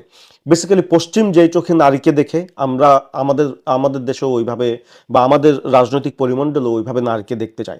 যে পশ্চিম যেভাবে সংখ্যালঘুকে দেখে, আমরাও ওইভাবে সংখ্যালঘুকে দেখতে চাই। তখন এগুলো কি হচ্ছে যে আপনার এই কপি পেস্টের কারণে, যেহেতু আমরা একটা ভিন্ন ভূখণ্ডের অধিবাসী, আমাদের কৃষ্টি, কালচার, বিশ্বাস, আকিদা সব কিছুই ভিন্ন, তা আমাদের সাথে এটা মিসফিট হচ্ছে, আমাদের সাথে এটা ফিট করছে না। আপনি দেখুন পশ্চিম একটা দীর্ঘ সময় ধরে নারীদেরকে দেখে এসেছে যে মানে তারা পুরুষের সমান মর্যাদা রাখে না, বা তারা পুরুষের চাইতে এক নিম্ন শ্রেণীর মানুষ। পশ্চিম একটা ধরেন এই আপনার সেই যুগে পশ্চিম নারীদেরকে ওইভাবে ট্রিট করে এসেছে, এবং ওইখান থেকে বের হয়ে আসার যেই সংগ্রাম, বের হয়ে এসে তারা যেটা করেছে, নারীদের অধিকার আদায়ের নামে নারীদেরকে একটা কমোডিটি হিসেবে ইউজ করা শুরু করেছে, বা নারীদেরকে সেক্সুয়ালি অবজেক্টিফাইং করা শুরু করেছে। তাদেরকে ঘর থেকে বের করে নিয়ে আসার জন্য, বা ফ্যাক্টরির আপনার সেই শ্রম যোগান দেওয়ার জন্য, যে সমান তালে শ্রম যোগান দেওয়ার জন্য তাদেরকে সেই আপনার সেক্সুয়ালি অবজেক্টিফাইং করা শুরু করেছে। দেখুন, আমরা আমরা যেটা দেখতে পাই নারী অধিকার নামে, আপনি যদি এখনকার সময়ে নারী অধিকারের কথা বলেন, তাহলে সাধারণ মানুষ বা আপনার এই বাংলাদেশ বলুন বা যে কোনো জায়গায় বলুন, যে মানুষের চোখে ভেসে ওঠে যে একজন মডেল, একজন নায়িকা, বা একজন সঙ্গীত শিল্পী, একজন নর্তকী, এরাই হলো সবচাইতে বেশি আপনার যে সুমাত্রা সম্পন্ন। জি সবচাইতে বেশি নারী অধিকার হোল্ড করে, যে মানে এরাই হচ্ছে আপনার নারী অধিকার টার্মটার পোস্টার গার্ল। সো কারণ এটা পশ্চিমের বর্ণিত ব্যবস্থা। এখন এই মোরাল ফাউন্ডেশন থেকে আপনি যখন ওই সমাজকে দেখেন, এবং আপনি যখন ওই সেম সমাজকে কপি পেস্ট করে বাংলাদেশের সমাজে আপনি অ্যাপ্লাই করতে যান, তখন সমস্যা হয়ে দাঁড়ায় বাংলাদেশের জনগণ বা বাংলাদেশের আপনার কালচার। নারীদেরকে আমরা এইভাবে দেখি না। অবভিয়াসলি নারীদেরকে আমরা দেখি সম্মানের চোখে, নারীদেরকে আমরা দেখি মা হিসেবে, নারীদেরকে আমরা দেখি ফ্যামিলি গঠন করার মূল কারিগর হিসেবে, নারীদেরকে আমরা দেখি সন্তানদের নার্চার করার এলিমেন্ট হিসেবে। আপনার নারীদেরকে আমরা দেখি যে সন্তান, যার পায়ের নিচে সন্তানের জান্নাত। এইভাবে আমরা একটা যে নারীদেরকে হাইয়েস্ট যে একটা ইয়েতে দেখি, যে তাদের পজিশন, আমাদের ধরেন আমাদের ওই কালচারে নারীদের এই অধিকার বা নারীদের মর্যাদা বলেন, সেটা অনেক হাই। কিন্তু পশ্চিম যে পোস্ট ধরেন ইন্ডাস্ট্রিয়াল এরার পরে যেটা নিয়ে এসেছে, সেই ওই পর্যালোচনার সাথে, সেই নারীদের প্রতি দৃষ্টিভঙ্গির সাথে আমাদের দৃষ্টিভঙ্গি যায় না। এখন যখন আপনি এই লো মোরালিটি এবং লো মোরাল কম্পাস আমাদের সমাজে ফিট করতে যান, এবং মানুষ যখন এটাকে নারী অধিকার ভাবতে শুরু করে, তখন সমাজের মধ্যে একটা কন্ট্রাডিকশন শুরু হয়ে যায়। তখন আপনি নারীদের স্বাভাবিকভাবে নারীদের অধিকার আদায় করতে পারছেন না। যারাই নারী অধিকারের কথা বলছে, যে রাজনৈতিক নেতৃত্বরা, আমরা দেখছি তারা গিয়ে নারীদের অধিকার ভুলণ্ঠিত করছে, তারা গিয়ে নারীদেরকে ধর্ষণ করছে, তারা গিয়ে নারীদের হককে আপনার ভুলণ্ঠিত করছে। সো ইভেন ওই পলিটিক্যাল রিয়েলমও, আপনি যদি ওই রাজনৈতিক নেতার সাথে কোনো ধরনের আঘাত না থাকে, তাহলে আপনি ওইখানেও বেশি দূর যেতে পারবেন না। সেটা আমরা বুঝতে পারি বাংলাদেশের পলিটিক্যাল রিয়েলিটি থেকে। কারণ আপনার কম্পাস বা আপনার ফাউন্ডেশন আপনি সেট করেছেন সেই পশ্চিমা দৃষ্টিভঙ্গি থেকে, যেখানে নারীদেরকে সেক্সুয়ালি অবজেক্টিফাইং করা হয়। সো আপনি সেই নারী এবং সংখ্যালঘুর ক্ষেত্রে সেই মোরাল কম্পাস, সমাজের মোরাল কম্পাসকে আপনি চিন্তা করেননি, যে আমাদের মধ্যে ডিফারেন্সেসটা আসলে কি পশ্চিমের সাথে, এবং আমরা আসলে কিভাবে দেখি। এগুলো কোনো কিছু চিন্তার বাইরে রেখে আপনি পশ্চিমের একটা কপি পেস্ট আপনি সিস্টেম অ্যাপ্লাই করার মাধ্যমে এখানে একটা দ্বন্দ্ব জিইয়ে রেখেছেন। সেজন্য আমরা দেখতে পাচ্ছি দীর্ঘ সময় ধরেও, আপনি ওই সেকুলার গণতান্ত্রিক ব্যবস্থা ধরে শাসন করার পর আমরা দেখতে পাচ্ছি এই প্রশ্নগুলো, আজকে যে আমরা আলাপ করছি সংখ্যালঘু, নারীর অধিকার, এই প্রশ্নগুলো এগুলো আপনার খুবই দৃষ্টিকটুভাবে সমাজে বিদ্যমান। এই জন্য আমাদেরকে আলোচনা করা হচ্ছে, কারণ আমরা এগুলো কোথাও সম্পূর্ণভাবে আদায় করতে পারিনি। ওকে ইসলাম ভাই, আপনি এই বিষয়ে অনেকগুলি কারণ আইডেন্টিফাই করছেন এবং সেগুলি নিয়ে কথা বলতেছিলেন। এখন প্রসঙ্গত আমাদের যাওয়া উচিত সলিউশনের দিকে। আপনি দেখেন এই সামনে যে বাংলাদেশে নির্বাচন আসতেছে, এইখানে এই পার্টিকুলার ইস্যুগুলি, নাগরিক অধিকার প্লাস আপনার সংখ্যালঘুদের যে নিরাপত্তা এবং নারীদের মর্যাদার ব্যাপারে বিভিন্ন রাজনৈতিক দলগুলির বিভিন্ন ধরনের মন্তব্য বা বিভিন্ন ধরনের প্রতিশ্রুতি তারা নিয়ে আসতেছে। একটা দল বলছে যে তারা নারীদের যে কর্ম আওয়ার, এটাকে কর্মঘণ্টা যেটা, সেটাকে কমায় নিয়ে আসবে। আরেকটা দল বলতেছে যারা ফ্যামিলি ইউনিট, তাদের জন্য এক ধরনের কার্ডের ব্যবস্থা করবে। যদি এটা অর্থনীতির মধ্যে পড়ে বা হয়তো নাগরিক অধিকারের ব্যাপারটা, তারা এখানে এইসব মানে পয়েন্টে তারা কাভার করার চেষ্টা করতেছে যে এইভাবে আমরা নাগরিক অধিকার সুরক্ষিত করব। তো আপনার কাছে আমার প্রশ্ন থাকবে যে আসলে আমরা জানি এই ধরনের প্রতিশ্রুতি কতটা বাস্তবিত হওয়ার সম্ভাবনা আছে। তো যেটা আমি বলতেছিলাম, আপনার কাছে আমার প্রশ্ন থাকবে যে আসলে যদি আমরা এই প্রবলেমগুলির সলিউশন খুঁজতে চাই, কী ধরনের সলিউশন আমাদের আলোচনা বিষয়বস্তু হতে পারে, বা কী ধরনের কোথায় গেলে আমরা এই সমস্যাগুলির প্রকৃত সলিউশন পাবো? জি, ধন্যবাদ। দেখুন, প্রথমত আপনি যে কথা বলছেন বিভিন্ন নির্বাচনকালীন যে প্রমিস, বাংলাদেশের পরিপ্রেক্ষিতে এটা একটা যে ভ্রান্ত প্রমিস, বা ফেক প্রমিস, আমরা সেটা এই যে বাংলাদেশের রাজনৈতিক ইতিহাসের মধ্যে দেখে এসেছি যে কোনো রাজনৈতিক দল আসলেই সিনসিয়ারলি কোনো প্রমিস রক্ষার ক্ষেত্রে এই তারা এই আন্তরিক নয়। যে ধরেন নারীদের কর্মঘণ্টা কম করা এবং প্রতিটা পরিবারকে যে একটা কার্ড দেয়া, প্রশ্ন করা উচিত যে মানে এগুলো আপনি ফান্ড করবেন কিভাবে, যখন কি বাংলাদেশে নিজের বাজেট সে নিজের আপনার যোগানকৃত অর্থের মাধ্যমে সে ফুলফিল করতে পারে না, তাকে বিভিন্ন দাতা সংস্থা থেকে ধার নিয়ে সেই বাজেটকে আপনার চালাতে হয়। তাহলে আপনি যে প্রমিস করছেন এগুলো আপনি ফুলফিল করবেন কিভাবে, আপনার ফান্ডটা কোত্থেকে আসবে? বা একজন গার্মেন্টস মালিক কেন একজন শ্রমিককে হায়ার করবেন যে 8 ঘন্টার বদলে 5 ঘন্টা কাজ করবে এবং তাকে আপনার সমান বেতন দেওয়া লাগবে? জি, আই মিন এখানে অনেক ধরনের ইস্যুই, যে কিন্তু যেই দেশের বাজেটটা আপনি নিজের অর্থের যোগান দেওয়ার মাধ্যমে, আমি বলছি না যে বাংলাদেশের সেই সক্ষমতা নেই, আমার ধারণা বাংলাদেশের নিশ্চিতভাবে সেই সক্ষমতা আছে, কিন্তু সমস্যা অন্য জায়গায়। কিন্তু কথা হচ্ছে আপনি এই এই এই ঘাটতি আপনি কোত্থেকে যোগান দেবেন, আপনার ফান্ডের উৎস কি সেটাই বলা উচিত প্রথমে, যে আমরা এই ফান্ড থেকে টাকা আহরণ করে এভাবে আমাদের এই প্রকল্পটা বাস্তবায়িত করব। এখন আসুন দেখুন, আপনি যে বলছেন যে মানে তাহলে আমি যে এই সমস্যাগুলোর কথা বলেছি এবং যে কারণে এই সমস্যাগুলো আপনার ক্রিয়েট হয়েছে সেই কথা বলেছি, তাহলে এগুলোর সমাধান কোন পথে? যেই সমস্যা আমরা এখানে দীর্ঘদিন ধরে প্রপোগেট করে থাকি বা দীর্ঘদিন ধরে আমরা প্রস্তাবনা করে আসছি বাংলাদেশ তথা মুসলিম বিশ্বের জন্য, সেটা হচ্ছে যে আমাদের বিশ্বাস ও আকিদার সাথে সামঞ্জস্যপূর্ণ একটি রাষ্ট্র গঠন, যেখানে আমাদের কোর যেটা বিশ্বাস, কোরআন ও সুন্নাহর প্রতি যেটা বিশ্বাস, সেখান থেকে আমাদের সমস্ত রাষ্ট্রীয় কাঠামো এবং রাষ্ট্র গঠনের আইন কানুন সবকিছু উচ্ছরিত হবে সেই সোর্স থেকে, কোরআন ও সুন্নাহ থেকে। আমরা একটা ইসলামী রাষ্ট্রের প্রস্তাবনা করছি, আমরা একটা এই খিলাফত রাষ্ট্রের প্রস্তাবনা করছি, যেখান থেকে আমাদের সমস্ত ধরনের রাষ্ট্রীয় এবং সামাজিক বিষয়গুলো সমাধানের জন্য আমরা প্রতিজ্ঞাবদ্ধ থাকব।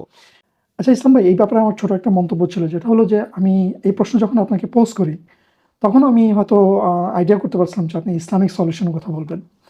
এখন হয়তো এই ডিসকাশন অনেকটা ফ্রুটফুল হবে যদি আপনি ক্ল্যারিফাই করতেন যে ইসলামের কোন ভিত্তির কারণে বা কোন পলিসির কারণে বা কোন প্রথার কারণে স্পেসিফিকভাবে আপনার সংখ্যালঘুদের যে অধিকার বা নাগরিক অধিকার বা নারীর যে অধিকার, এই প্রবলেমগুলি যেগুলি আপনি তুলে ধরছেন আগের প্রশ্নের উত্তরে, স্পেসিফিকভাবে কিভাবে এই সমস্যাগুলি আমাদের সমাধান হবে?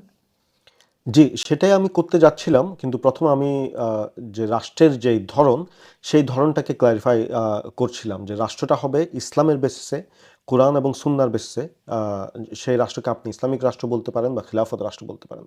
এখন যেই সকল সমস্যা আমরা নাগরিক অধিকার বলেন, আপনার সংখ্যালঘু সমস্যা বলেন বা আপনার নারীদের নিরাপত্তা তথা অধিকারের কথা বলেন, এই সমস্যাগুলো আমাদের সমাজে সমাধান করা যায়নি, কারণ এই বিদ্যমান রাষ্ট্রীয় ব্যবস্থায়, যেটা পুঁজিবাদী গণতান্ত্রিক রাষ্ট্রীয় ব্যবস্থায়, সেটা সমাধান করা সম্ভব না। এবং আমরা যে ব্যবস্থার কথা বলছি ইসলামিক রাষ্ট্র, এই বিদ্যমান রাজনৈতিক ব্যবস্থায় এই রাষ্ট্রীয় ব্যবস্থা, ইসলামিক রাষ্ট্র ব্যবস্থা কখনো আপনার অ্যাপ্লাই করাও সম্ভব না, যেহেতু দুইটা ভিন্ন জীবনাদর্শ থেকে উৎসরিত হয়। যে পুঁজিবাদী গণতান্ত্রিক সমাজ ব্যবস্থা এবং ইসলামী খিলাফত রাষ্ট্রীয় ব্যবস্থা, দুটো ভিন্ন জীবনাদর্শ থেকে উৎসরিত হয়ে সম্পূর্ণ একটা জীবনের গাইডলাইন নিয়ে এসে সব ধরনের আইন কানুন বিধি নিষেধ সব কিছুর একটা রুলস অ্যান্ড রেগুলেশন নিয়ে এসে সেটা নিজস্ব স্বমহিমায় তারা ভিন্ন ভিন্ন ভাবে রাষ্ট্র পরিচালনা করে থাকে। এই জন্য এই রাষ্ট্রীয় ব্যবস্থা এখানে আপনি ফিট করতে পারবেন না।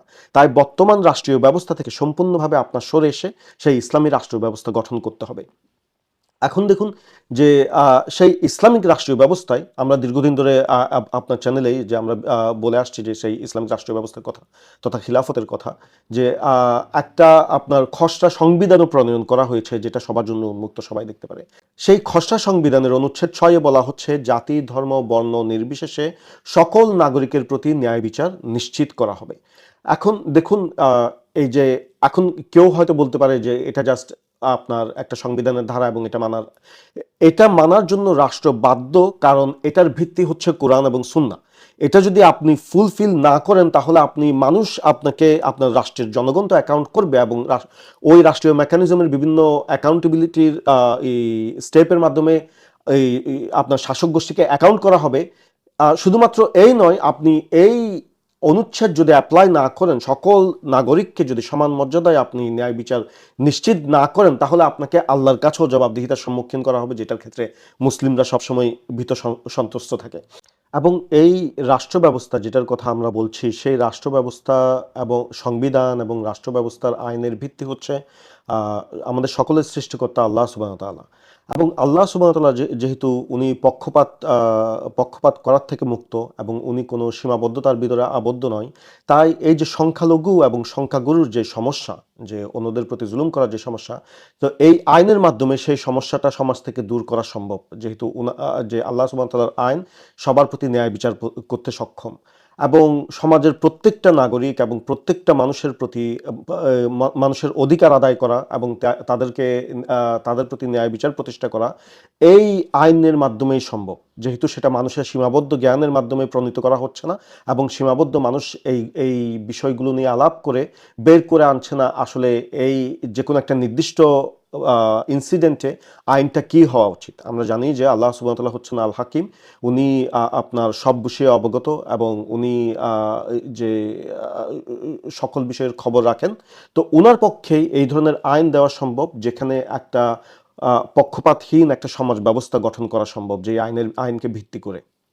এবং এই বিষয়টি আপনার শুধুমাত্র তত্ত্বগত নয়, ঐতিহাসিকভাবে প্রমাণিত। আমরা যদি ইসলামিক হিস্ট্রিতে দীর্ঘ আপনার 1300 বছরের যে রসুল সাল্লাল্লাহু আলাইহি ওয়াসাল্লাম কর্তৃক মদিনাতে আপনার রাষ্ট্র প্রতিষ্ঠা এই সময় থেকে দীর্ঘ 1300 বছরের ওসমানী খিলাফত পর্যন্ত আমরা দেখি যে এই বিষয়টি ঐতিহাসিকভাবে সত্য, যে ইসলামিক সমাজ ব্যবস্থায় এমন একটি সমাজ ব্যবস্থা গঠন করা সম্ভব হয়েছিল যেখানে অমুসলিমরা এসে থাকার জন্য আবেদন করত, বা বিভিন্ন জায়গার অমুসলিমরা যে মুসলিমদেরকে আমন্ত্রণ জানাতো যে আপনার জুলুমকারী ওইখানের পলিটিক্যাল লিডারদের থেকে তাদেরকে মুক্ত করার ক্ষেত্রে। এবং এটা শুধুমাত্র কথার কথা না, আমরা দেখতে পেয়েছি ইহুদিরা যখন ইউরোপ জুড়ে প্রচণ্ড রকম নির্যাতনের শিকার হচ্ছিল, তখন তারা একমাত্র জায়গা খুঁজে পেল যেখানে তারা শান্তির সাথে বসবাস করতে পারবে, সেটা হচ্ছে মুসলিম ভূমি। এবং তারা গিয়ে ওইখানে মুসলিমদের উপর জুলুম করা শুরু করেছে, ওইটা হচ্ছে ভিন্ন বিষয়। কিন্তু এই ধরনের প্রত্যেকটা জনগোষ্ঠী যেখানে জুলুমের শিকার হয়েছে, আমরা দেখেছি মুসলিম ভূমিগুলো থেকে ফ্লি করেছে। এবং আমরা দেখেছি যে আরব পেনিনসুলায় যে অমুসলিমরা ধীরে ধীরে মুসলিম হয়ে গেছে ইসলামের আপনার ন্যায় বিচার দেখে, ইসলামের আপনার সেই ন্যায় বিচারের প্রতি মুসলিমদের কমিটমেন্ট দেখে। এবং দ্বিতীয়ত আপনার খিলাফত রাষ্ট্রে হেড অফ দ্য স্টেট বা খলিফা সকল নাগরিকের জন্য, সকল নাগরিকের অধিকার আদায় করার জন্য দায়বদ্ধ। কোনোভাবে খলিফা কোনো নাগরিকের আপনার যে নাগরিক মর্যাদা এবং যে দায়বদ্ধতা সেটা আদায় না করে কোনোভাবেই এটাকে ফাঁকি দেওয়া যাবে না, যেহেতু এটা আল্লাহ সুবহানাহু ওয়া তাআলা কর্তৃক প্রদত্ত আপনার একটা দায়িত্ব সেই হেড অফ দ্য স্টেট বা খলিফার উপর। এবং আমরা দেখেছি ঐতিহাসিকভাবে খলিফা ওমরের সময় উনি ভীত সন্ত্রস্ত থাকতেন যে কোনো নাগরিকের অধিকার যদি ভুলুণ্ঠিত হয়, কোনো নাগরিক যদি সমস্যায় পড়ে, তাহলে উনাকে আল্লাহ সুবহানাহু ওয়া তাআলা যে প্রশ্নের সম্মুখীন করবেন। এবং কি উনি উনার ছেলেকে যে খলিফা মনোনীত করেননি শুধুমাত্র এই ভয়ে যে উনার পরিবার থেকে দুইজন ব্যক্তি আল্লাহ সুবহানাহু ওয়া তাআলার সামনে মানুষের দায়বদ্ধতা নিয়ে, মানুষের অধিকার আদায়ের বিষয় নিয়ে প্রশ্নের সম্মুখীন হতে হবে ইয়ামুল কিয়ামাতে। কিন্তু বর্তমান সমাজ ব্যবস্থায় আমরা দেখি যে এই যে নাগরিক মর্যাদা, বা আমরা যত আলাপ করছিলাম, ধরুন আমরা যদি সেই জুলাই আন্দোলনকে একটা মাইলস্টোন হিসেবে ধরি, মানুষের আশা ছিল যে এই জুলাই আন্দোলনের মাধ্যমে এমন একটা সরকার ব্যবস্থা গঠন করা হয়েছে যারা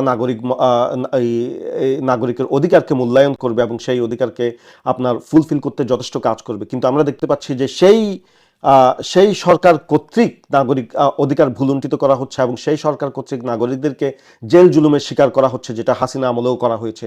সেই একইভাবে যে আপনার এই জঙ্গি কার্ড খেলা হচ্ছে, সেই একই ধরনের যে আপনার এই মব কার্ড খেলা হচ্ছে, যে রাষ্ট্রের প্রতি হুমকি হিসেবে সেই কার্ডগুলো খেলা হচ্ছে। আমরা দেখতে পাচ্ছি যে সেই নাগরিকের যে আপনার অধিকার, সেটা রাষ্ট্র কোনোভাবেই পরোয়া করে না।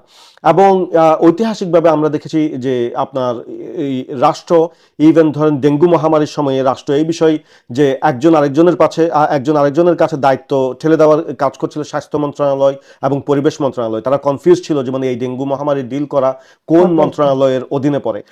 কিন্তু খিলাফতের অধীনে খলিফা এই দায়িত্ব কোনোভাবেই অস্বীকার করতে পারবে না, এই দায়িত্বকে কোনোভাবে পাশ কাটিয়ে যেতে পারবে না।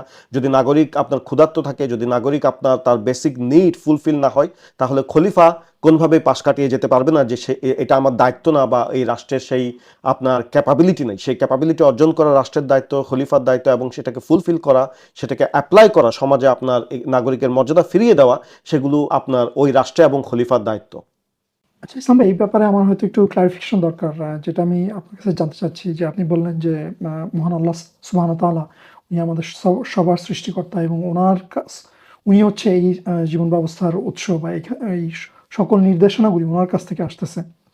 তো যারা বাংলাদেশের মাইনরিটি, আমরা যাদের কথা বলতেছি আজকে, ধরেন হিন্দু জনসমাজ বা পাহাড়িদের কথা আমরা বললাম, তারা তো ইসলাম ধর্মের না, তারা কেন এই ব্যবস্থায় আস্থা রাখবেন? জি, দেখুন, এই রাষ্ট্রীয় ব্যবস্থা যেটার কথা আমরা বলছি, খিলাফত ব্যবস্থা বা ইসলামিক রাষ্ট্র ব্যবস্থার কথা, যেটা দীর্ঘদিন ধরে বিভিন্ন বিভিন্ন স্কলাররা যেটার প্রত্যাবর্তনের জন্য কাজ করছে, এবং সেই কাজের অংশ হিসেবে তারা একটি খসড়া সংবিধানও প্রণয়ন করছে। এবং সেই খসড়া সংবিধানের মধ্যে বিভিন্ন অনুচ্ছেদ রয়েছে, এবং সেখানে একটা অনুচ্ছেদ রয়েছে, অনুচ্ছেদ 6, যেখানে বলা হচ্ছে যে জাতি, ধর্ম, বর্ণ নির্বিশেষে সকল নাগরিককে সমান মর্যাদা এবং ন্যায় বিচার, সকল নাগরিকের প্রতি ন্যায় বিচার প্রতিষ্ঠিত করা হবে। বিচার, ফয়সালা, শাসন, জনকল্যাণমূলক কোনো কাজে কোনো নাগরিকের সাথে বৈষম্য করা যাবে না। এখন এই বিষয় হচ্ছে, এই অনুচ্ছেদ, এখন কেউ প্রশ্ন করতে পারে এই অনুচ্ছেদ কি আসলে রাষ্ট্র মানতে বাধ্য নাকি, বা কারণ বাংলাদেশের সংবিধানেও এই ধরনের বিভিন্ন অনুচ্ছেদ রয়েছে, আমরা আগে আলাপ করেছি। এখন এই অনুচ্ছেদ, আমাদের বোঝা উচিত যে এই অনুচ্ছেদ যে এসেছে কুরআন এবং সুন্নাহ থেকে, তার মানে কি আল্লাহ সুবহানাহু ওয়া তাআলার কাছ থেকে। এখন যে কেউ চাইলেই এই অনুচ্ছেদ যে মানব সৃষ্ট বলে যে কোনো কারণে সেটাকে ডিনাই করতে পারবে না বা ইগনোর করতে পারবে না, বরঞ্চ সেটাকে ফুলফিলমেন্টের জন্য তাকে সর্বোচ্চ প্রচেষ্টা করতে হবে। কারণ যদি না করা হয়, তাহলে সেই রাষ্ট্রের বিভিন্ন অ্যাকাউন্টেবিলিটি প্রতিষ্ঠান সেই রাষ্ট্রের কর্তা ব্যক্তিকে অ্যাকাউন্ট করবে, এবং এই আল্লাহ সুবহানাহু ওয়া তাআলার দরবারে তার অ্যাকাউন্টেবিলিটি রয়েছে। জি, আরেকটা বিষয় আপনি বলছিলেন যে মানে এটা মুসলিমদের একটা ব্যবস্থা, কেন অমুসলিমরা সেটা মানতে বাধ্য? দেখুন, যদি এটা মুসলিম অমুসলিমের বিষয় নয়, বিষয়টা হচ্ছে যদি একটা আপনার জীবন ব্যবস্থার জন্য, যদি নাগরিক মর্যাদা উদ্ধারের জন্য আপনাকে যদি একটা বেটার সিস্টেম, একটা বেটার রাষ্ট্রীয় ব্যবস্থা প্রপোজ করা হয়, তাহলে আপনি এটার বিরোধিতা কেন করবেন জাস্ট বিকজ এটা ইসলাম থেকে আসছে? কারণ প্রচলিত ধর্মের মতো ইসলাম ওই ধরনের ধর্ম নয় যে যেখানে আপনার রাষ্ট্রীয় ব্যবস্থা বা জীবন ব্যবস্থা দেয়া হয়নি।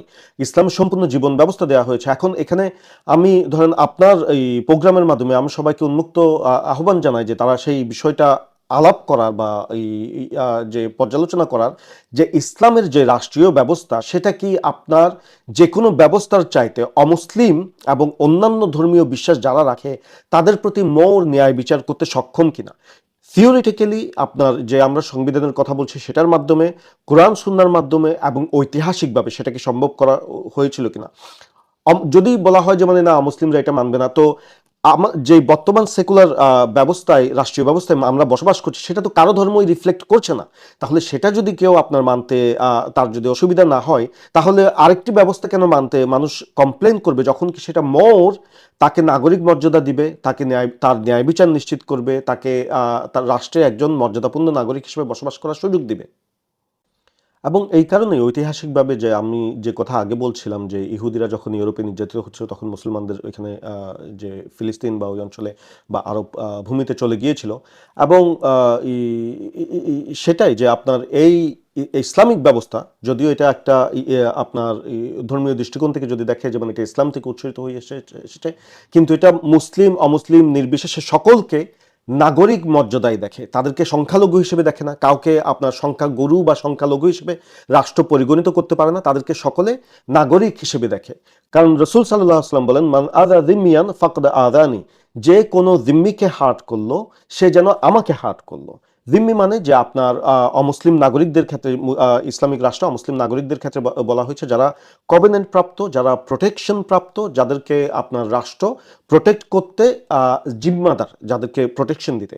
যদি রাষ্ট্রের সাথে অন্য কোনো বিদেশি রাষ্ট্রের যুদ্ধ লাগে, তাহলে তাদেরকে সেই যুদ্ধে অংশগ্রহণ করতে হবে না, বরঞ্চ রাষ্ট্র তাদেরকে প্রোটেকশন দিবে।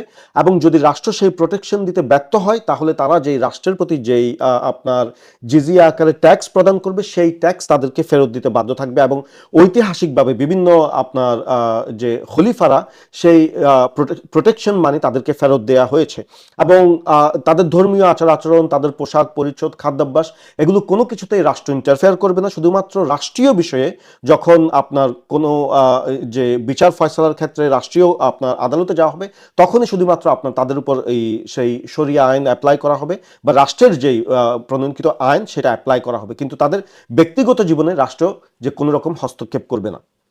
এরপরে দেখুন যে আমরা আপনার নারী অধিকারের কথা বলছিলাম, সেই একই সংবিধানে আপনার অনুচ্ছেদ 108 থেকে 118-র মধ্যে নারী এবং শিশু বিষয়ক অধিকার এবং মর্যাদাকে আপনার সন্নিবেশিত করা হয়েছে। এগুলোকে ডিটেলসে এক্সপ্লেন করা হয়েছে যে নারীদের অধিকার কি, নারীরা সমাজে কি রোল প্লে করবে, নারীরা পলিটিক্যালি, ইকোনমিক্যালি, কর্মক্ষেত্রে বিভিন্নভাবে কীভাবে কন্ট্রিবিউশন রাখবে সেই রাষ্ট্রে। হ্যাঁ, যখন আমরা বলি যে একটা ইসলামিক রাষ্ট্র বা খিলাফত রাষ্ট্র, স্বাভাবিকভাবে যেটা পশ্চিমা প্রপাগান্ডা, যেটা আমাদের মনে ভেসে ওঠে যে মানে নারীদেরকে সম্ভবত ঘরে বন্দি করে রাখা হবে, তাদেরকে কোনো পাবলিক স্ফিয়ারে জায়গা দেওয়া হবে না। সো সেই পশ্চিমা প্রপাগান্ডা দ্বারা এফেক্টেড হয়ে আপনার মানুষের মনে এই চিন্তাগুলো আসে। অপরদিকে যে স্কলাররা যে সংবিধান প্রণয়ন করেছেন কোরআন এবং সুন্নাহ থেকে, সেখানে আপনার 108 থেকে 118 ধারায় নারীদের অধিকার, তারা পলিটিক্যালি অংশগ্রহণ করতে পারবে, তারা অর্থনৈতিক ক্ষেত্রে কন্ট্রিবিউশন রাখতে পারবে, তারা বিজনেস ওন করতে পারবে, তারা আপনার এমপ্লয় করতে পারবে, তারা বিজনেস ডিল করতে পারবে, তারা বিভিন্ন প্রফেশনে নিজেদেরকে নিয়োগ করতে পারবে, তারা যে সমাজের যে কোনো ধরনের কাজে তারা অংশগ্রহণ করতে পারবে, নির্বিশেষে যে শরিয়া প্রদত্ত যেই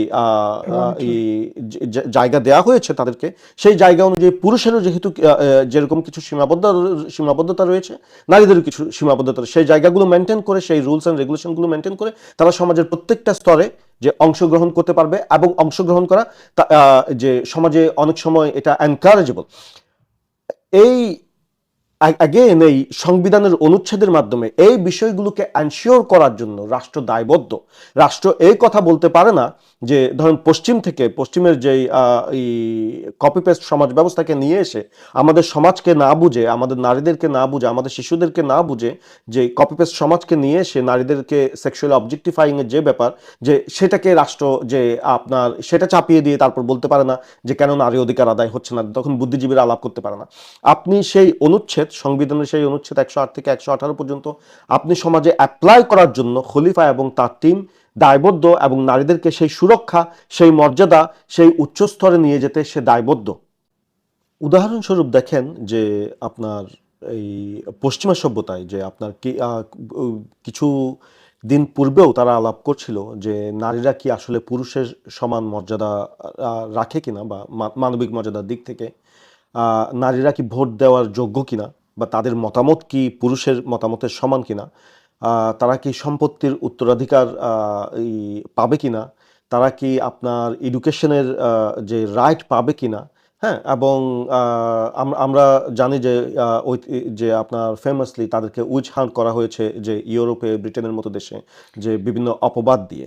এবং দেখুন যে ইসলামের ক্ষেত্রে, ইসলাম 1400 বছর পূর্বে যে ইসলাম ওয়াহি নাজিলের সময় থেকে নারীদেরকে এমন একটি আপার ক্লাসে নিয়ে যাওয়া হয়েছে যখন কি ওই সমাজ ব্যবস্থায় যে নারীদেরকে বিভিন্ন নির্যাতনের ভিতর দিয়ে যাওয়া হয়েছে। যেমন আমরা জানি যে কন্যা সন্তানকে দাফন করা এবং নারীদের উত্তরাধিকার যে অধিকার না থাকা বা নারীদেরকে সেকেন্ড ক্লাস সিটিজেন হিসেবে দেখা, এগুলো সব কিছুকে ইসলাম আপনার যে বিতাড়িত করে দিয়েছে সমাজ থেকে সেই ওয়াহির মাধ্যমে। আমরা দেখেছি নারীরা আপনার সমান ইকুয়াল পার্টনারশিপে সমাজে কন্ট্রিবিউশন রেখে গিয়েছে। আমরা দেখেছি নারীরা বিজনেসের ক্ষেত্রে সমাজে কন্ট্রিবিউশন রেখে গিয়েছে। নারীরা আপনার কর্মক্ষেত্রে ইসলাম ওই নাজিলের পর থেকে সমাজে কন্ট্রিবিউশন রেখে গিয়েছে। আমরা দেখেছি নারীরা জিহাদে অংশগ্রহণ করেছে। আমরা দেখেছি নারীরা হাসপাতালে আপনার এই কাজ করেছে। আমরা দেখেছি নারীরা লাইব্রেরি প্রতিষ্ঠা করেছে, আপনার যে ইউনিভার্সিটি প্রতিষ্ঠা করেছে। দিজ আর দ্য এক্সাম্পলস যে আপনার আমাদের সময় নারীরা, অথচ বর্তমান সময়ে এসেও যখন কি ধরেন বাংলাদেশের ক্ষেত্রে আপনি যদি বলেন যে সেকুলার লিবারেল আপনার গণতান্ত্রিক ব্যবস্থাকে দীর্ঘ 50 বছরের উপরেও অ্যাপ্লাই করার পরেও আমরা এসব বিষয় ডিসকাস করছি যে মানে আসলে নারী অধিকার কেন ভুলুণ্ঠিত হচ্ছে, নারীদের কেন মর্যাদা দেওয়া হচ্ছে না, এসব বিষয় ডিসকাস করছি। আমরা এখনো বাংলাদেশে যদি আপনি কোনো মা গর্ভবতী হয়, আপনি জেনারেলি তাকে ওই বাচ্চার জেন্ডার যে গর্ভকালীন অবস্থায় তাকে জানানো হয় না এই ভয়ে যে যদি মেয়ে হয় তাহলে অ্যাবর্শন করে ফেলবে। আমরা জানি যে ইন্ডিয়াতে যে এই ইউরোপ থেকে যেই নারী ট্যুরিস্টরা যায় তারা কিরকমভাবে সেক্সুয়াল অ্যাবিউজের শিকার হয়, এবং এই দিল্লিকে কিভাবে রেপের রাজধানী হিসেবে বিভিন্ন গণমাধ্যম আখ্যায়িত করেছে।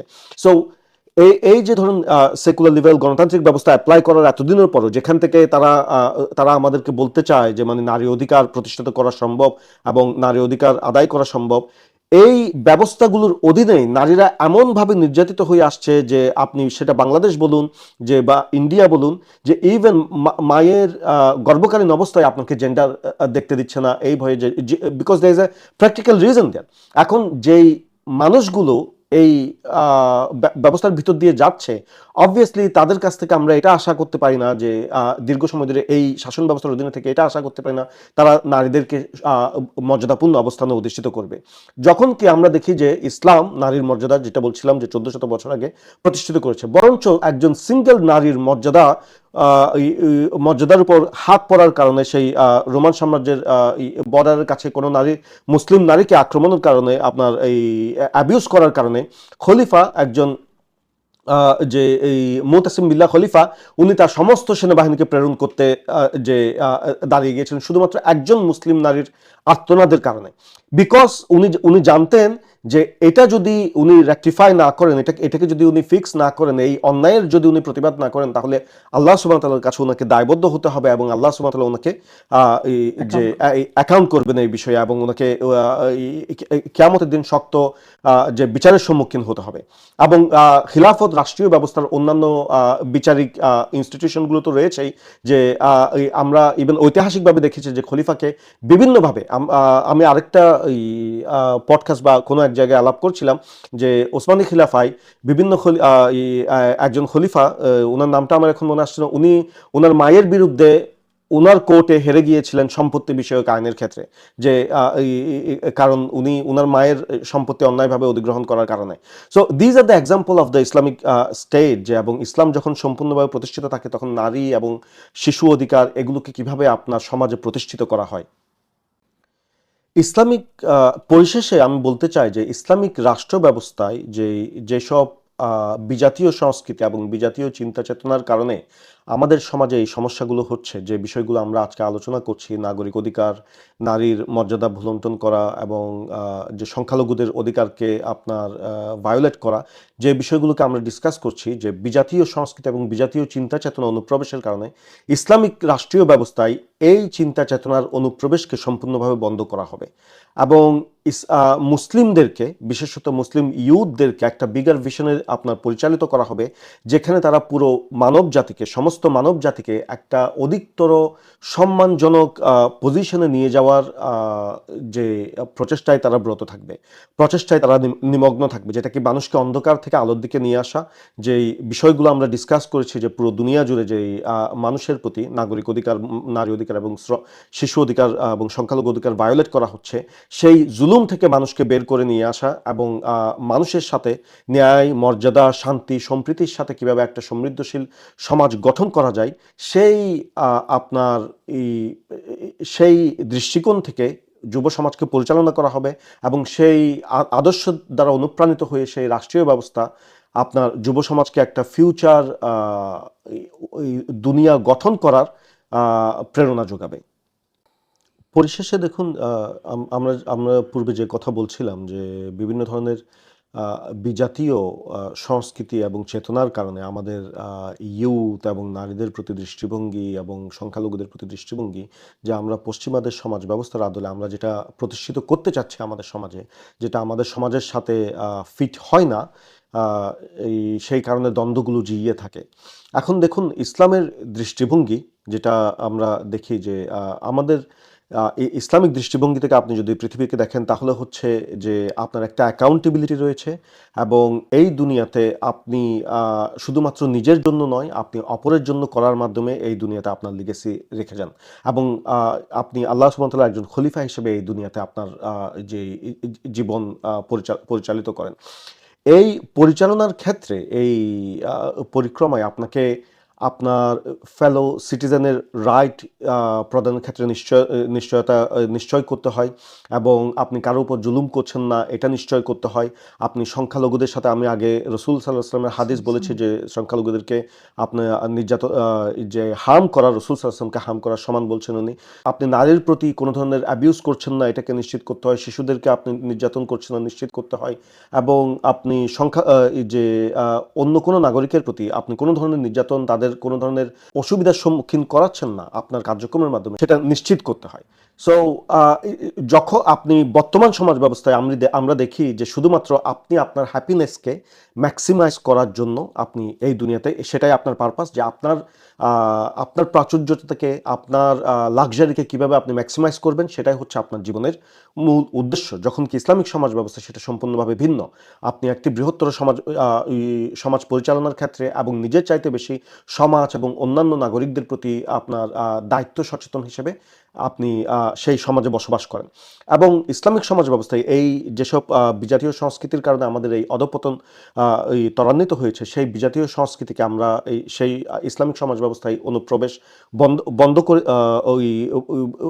বন্ধ করে আমরা ইউথদেরকে, যে সমাজের যুব সমাজকে এমন একটি ভিশন, যে এমন একটি দৃষ্টিভঙ্গি প্রদান করা হবে যে পুরো দুনিয়াকে, শুধুমাত্র তাদের নিজস্ব গণ্ডির মধ্যে নয়, পুরো দুনিয়াকে এই অন্ধকার, যে নারীদের প্রতি যে অপমানজনক দৃষ্টিভঙ্গি এবং অন্যান্য জাতিগোষ্ঠীর প্রতি যে অপমানজনক দৃষ্টিভঙ্গি, সে পুরো দুনিয়াকে এই জুলুম, এই অন্ধকার থেকে বের করে নিয়ে এসে পুরো দুনিয়াকে একটি সমৃদ্ধশালী এবং ন্যায়পরায়ণ একটি সমাজ হিসেবে গঠন করার জন্য যুব সমাজকে উদ্বুদ্ধ করে, সেই ইসলামিক রাষ্ট্র ব্যবস্থার প্রণয়নের মাধ্যমে সেই যুব সমাজকে উদ্বুদ্ধ করে পুরো দুনিয়াকে নেতৃত্ব দেওয়ার মতো একটি জাতি গঠন করা হবে।